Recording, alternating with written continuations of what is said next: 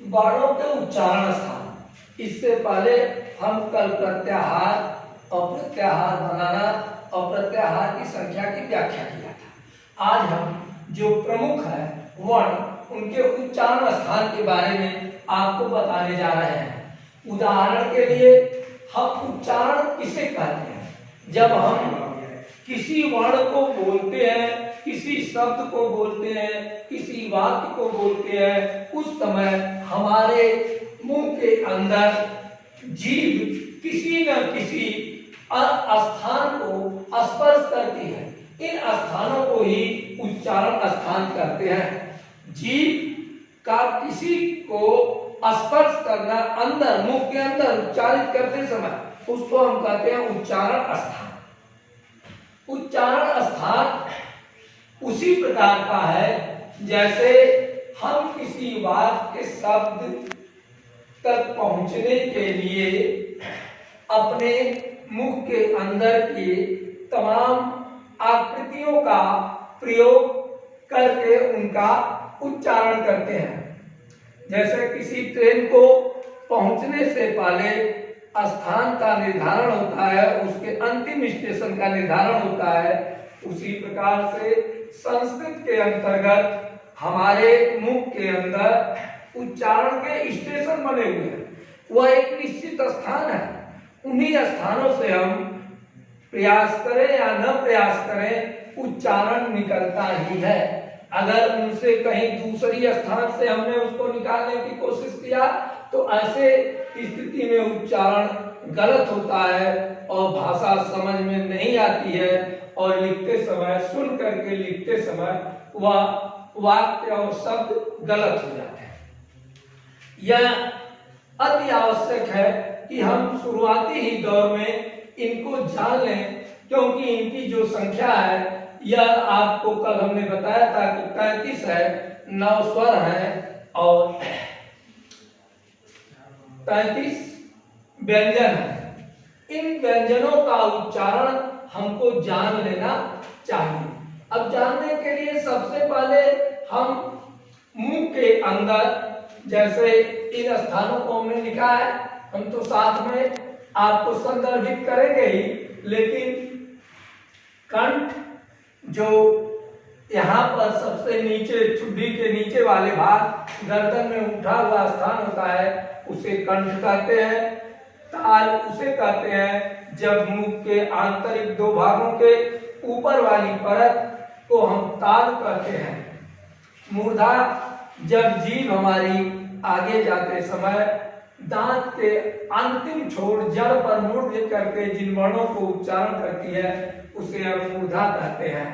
दंत आपको स्पष्ट दिखाई दे रहा होगा, दांत जिनकी सहायता से हम भोजन भी करते हैं और मुखा आकृति सुंदर बनी रहती है। ओष्ठ इन पूरे को, कंठ को, तालु को, मूर्धा को, दंत को ढक करके हमेशा सुरक्षित रहता है, उसको ओष्ठ कहते हैं। और नासिका आपके चेहरे पर उठे हुए वह भाग जिसके द्वारा हम सांस भी लेते हैं और मुख के अंदर मुख बंद हो जाता है तो इसी द्वारा सांस क्रिया संपन्न की जाती है। इस प्रकार से अगर आप देखें तो कोई वर्ण आपके कंठ से शुरू होकर के नासिका चलता है, यह क्रम से एक स्टेशन हो गया। क्रम आप थोड़ा सा ध्यान देंगे तो सबसे पहला कंठ है, कंठ के ऊपर थोड़ा सा आते हैं तो तालु शुरू होता है, तालु के आगे बढ़ते हैं, दांत के जड़ वाले भाग पर मूर्धा शुरू होता है, फिर दंत है, फिर आगे ओष्ठ है और इस तरह से नासिका है।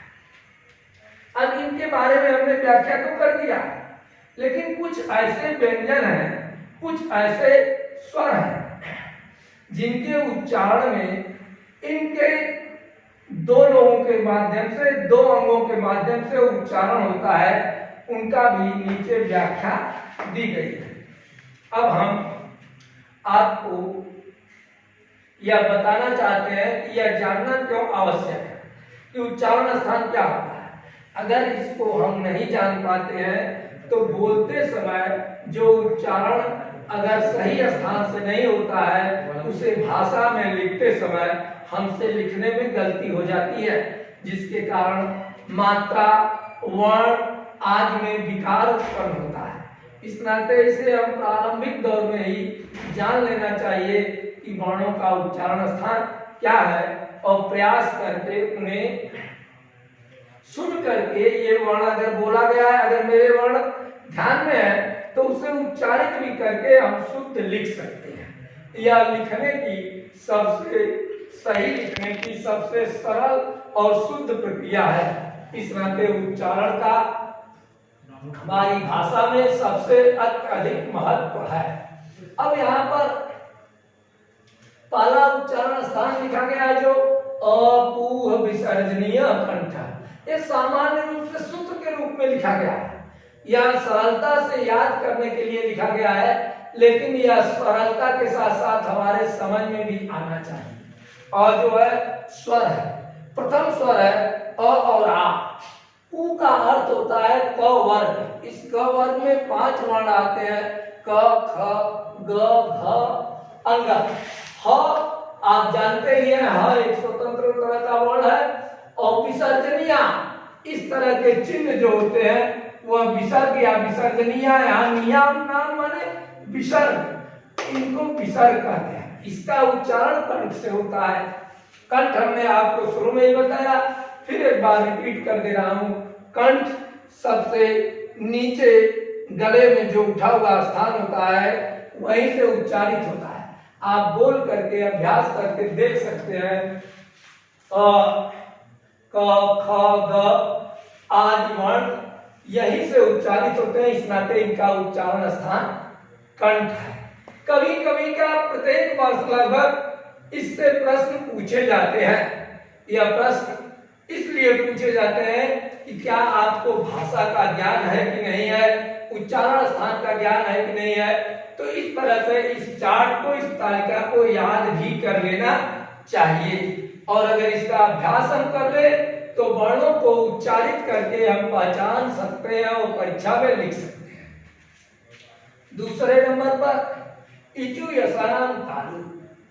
ई का अर्थ हुआ ई और ई, अर्थात हरस और दीर्घ दोनों ई।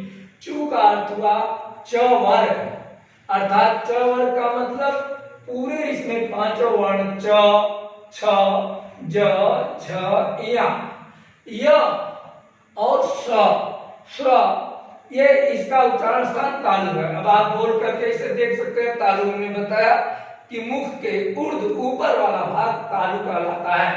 आप जब बोल रहे हैं तो ई च छ ज, आपकी जीभ, हमने यहाँ लिखा है कि जीभ किसी न किसी स्थान को, तो सबसे ज्यादा जीभ की क्रिया होती है। जीभ आपका तालु के तरफ इन वर्णों का उच्चारण करते समय स्पर्श करता है, इस नाते इनका उच्चारण स्थान तालु है। ऋषु रटानाम मूर्धा। अब आप देखेंगे स्वर में री अर्थात हर्ष या दीर्घ आप दोनों बोलते हैं। इस री का और ट वर्ण, ट में 5 वर्ण आते हैं, ट ठ ड ढ ड़, र तथा मूर्धा स, जिसे षटकोण वाला स भी आप कहते हैं, यह इसका उच्चारण स्थान मूर्धा है। मूर्धा हमने अभी पहले भी बताया था, फिर एक बार बता रहा हूं।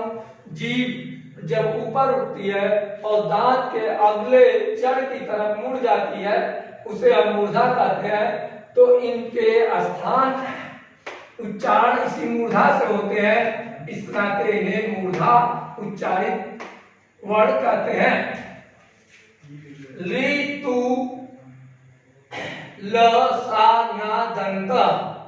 ली, अब ली का अर्थ ली ही है, ली और त का वर्ग मतलब 5 अक्षर इसमें, और ल और स तालव्य स, जिसे आप छोटा सा भी अपनी भाषा में कभी कभी बोलते हैं। इनके उच्चारण करते समय पुनः जीभ आपकी दांत की तरफ बढ़ती है।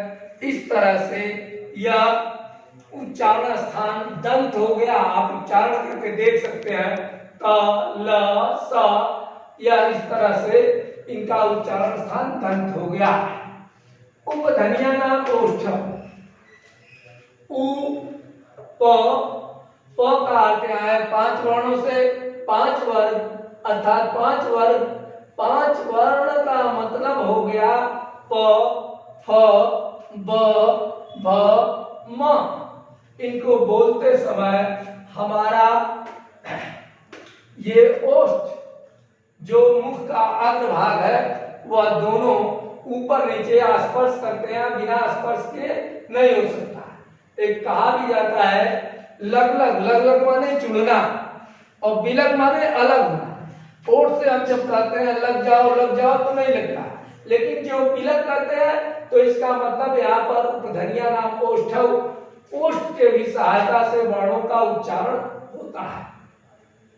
अब इसके अलावा हमारा अंतिम स्टेशन जिसे हम नासिका कहते हैं, हम अपने उद्देश्य तक पहुंच रहे हैं। इसमें सभी वर्णों के पंचम स्थान अर्थात क वर्ग का अंग, च वर्ग का या, ट वर्ग का न और प वर्ग का म नासिका से उच्चारित होता है। आप देखेंगे बोल करके य, अंग, ण, न, म, तो आपके नाक के तंतु में थोड़ी हलचल होगी, इस कारण इनको नासिका वर्ण कहते हैं। एक अकेले वह एक ऐसा व्यंजन है, यहाँ पर आपको अभी दिखाई दे रहा है, जिसका उच्चारण स्थान में दांत और ओष्ठ, दंत और ओष्ठ दोनों की मदद ली जाती है। इसको बोलने में हमेशा आपको एक शब्द यह ध्यान देना चाहिए कि अगर कहीं कोई व बोला जा रहा है तो वह ही लिखें, क्योंकि ब अभी आपने प फ ब और व में एक अंतर भी होता है। हम कभी कभी ब को भी व जैसा लिख देते हैं, यह हमें हमेशा ध्यान देना चाहिए। व और ब, तो व का उच्चारण स्थान 2 संयुक्त अंगों से होता है, दांत और ओष्ठ से। अभ्यास के लिए आप देखें, आप बोल रहे होंगे व, तो दांत और ओष्ठ दोनों में हरकत या क्रियाएं हो रही हैं। अब ए, दतौ, कंठ और तालु, हम ए और ऐ, ओ और औ को भी उच्चारण के दृष्टि से 2 भागों में बांट देते हैं, ए, ऐ। अब इनमें उच्चारण स्थान ए, ऐ दोनों का उच्चारण आप देखेंगे कंठ और तालु। कंठ पहला स्टेशन है, तालु दूसरा स्टेशन है। दोनों के माध्यम से ए, ऐ का उच्चारण स्थान होता है। अदतौ कंठोस्थम, ओ और औ, कंठ और ओष्ठ। अब देखेंगे ओ और औ दोनों के में एक ही अंतर है, कंठ का मदद तो ओ और औ में लिया जा रहा है, साथ साथ तालु की जगह इसमें ओष्ठ हरकत में आ रहा है। ओष्ठ के द्वारा इसके मदद से ही ओ और औ का उच्चारण स्थान होता है। एक वर्ण का यहाँ और चर्चा कर देना है, कुछ विद्वान इसके समर्थन में रहते हैं। जैसे हमने इसका तो उच्चारण स्थान बता दिया कि कंठ है, अकु विसर्जन नाम कंठ है, लेकिन कंठ है कहाँ? तो कंठ आप ध्यान दें, आपकी जीभ की जहां से शुरुआत होती है ठीक उसके नीचे वाला हिस्सा कंठ कहा जाता है। अब वैज्ञानिक विधि पर या स्वाभाविक रूप से जीभ की शुरुआत का अंतिम छोर जड़ वहां पर से भी मूल ऊपर वाले हिस्से से क ख बोला जाता है। तो कुछ लोग क और ख को इसका उच्चारण स्थान पूछते हैं, तो इसे जीभ के जड़ से भी बताया जाता है। कंठ कहते हैं तो भी बहुत दिक्कत नहीं है, लेकिन अगर कहीं व्याकरणिक दृष्टि से यह बात आती है तो जीभ के जड़ का मतलब जीभ जहां से शुरू होती है उसके स्थान से ही उच्चारित होना। इसका भी वर्णन हम ऊपर कर चुके हैं। लेकिन यह वर्णों को लिखते समय इन वर्णों को बिंदी के रूप में भी लिखने का अभ्यास है। लेकिन जब यह किसी स्वर पर जैसे अंग, कह, तम इन पर के रूप में लिखा जाता है तो इनको अनुस्वार वर्ण कहते हैं। इनका तम, जैसे आप तम, यम, इंद्रम आदि बोलेंगे तो ये आपके नासिका के तंत्रिकाओं पर किसी न किसी प्रकार का प्रभाव पड़ेगा। अब आप यहाँ पर पूरी तरह से देख रहे हैं कि आपके सामने यह जो चार्ट रखा गया है यह आपके सभी प्रकार के स्वर अर्थात 9 स्वर और 33 व्यंजन के उच्चारण स्थान को इंगित करता है। यह स्थान अगर हमारे इंगित के अनुसार हमें उच्चारित हो, बोलने आ जाए तो इनके द्वारा, वर्णों के द्वारा ही हम शब्द बनाते हैं और शब्दों के द्वारा वाक्य की रचना करते हैं। इनके प्रयत्न से हम अच्छी भाषा को लिख सकते हैं। भाषा में लिखने में गलती नहीं हो सकती है। भाषा से हम किसी के अपने विचारों का प्रदान कर सकते हैं। अब कहा जाता है कि भाषा एक ऐसा तत्व है जो अपने विचारों को दूसरे तक पहुंचाता है या दूसरे के विचारों को वह जानता है। तो उनमें सबसे छोटा तत्व जो मूल है, जड़ है, यह उच्चारण ही स्थान है। कभी कभी कोई भाषा सामने वाला बोलता है और हमारी समझ में नहीं आता है तो हम कह देते हैं पता नहीं क्या बोल रहा है। यह इसी कारण होता है। अगर हम वर्णों के उच्चारण स्थान को अगर समझ लें या वर्ण को समझ लें कि ये क्या बोला जा रहा है तो भाषा कुछ न कुछ समझ में आने लगती है। इस तरह से इस वर्ण के उच्चारण स्थान का परीक्षा की दृष्टि से तो महत्व है ही, लेकिन अपने जीवन में अगर इनको हम जान लेते हैं तो छोटे से छोटे बच्चों में जो जूनियर स्तर, प्राइमरी स्तर के बच्चे हैं उनको बोलने में भी इनका हम ध्यान दें या उन्हें हमेशा आभासित कराते रहें। क आपने कहां से बोला, ट कहां से बोला, च कहां से बोला, तो ये वैज्ञानिक शब्द का उच्चारण जान जाएंगे। उनसे लिखने में किसी प्रकार की गलती नहीं हो सकती है। यह सबसे हमारी प्रारंभिक चीज है, इसको हमें जान लेना चाहिए।